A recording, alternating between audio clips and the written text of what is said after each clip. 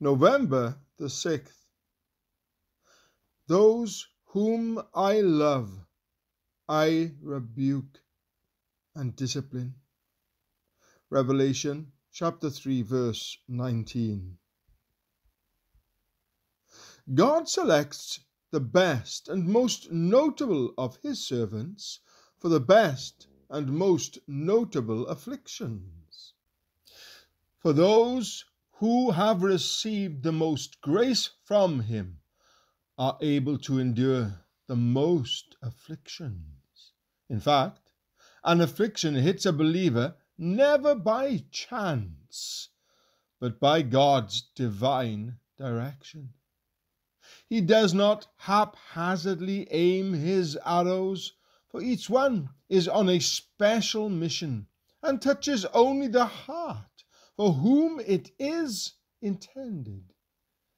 It is not only the grace of God, but also his glory that is revealed when a believer can stand and quietly endure an affliction.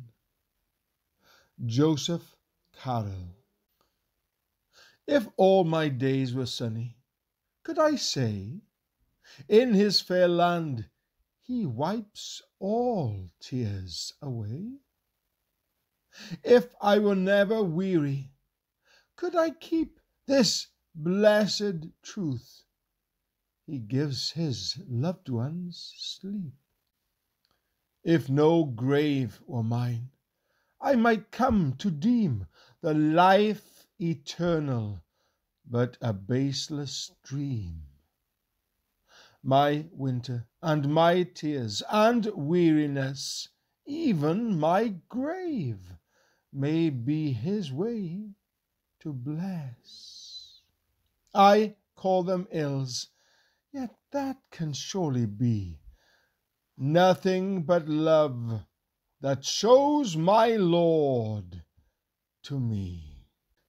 Christians with the most spiritual depth are generally those who have been taken through the most intense and deeply anguishing fires of the soul.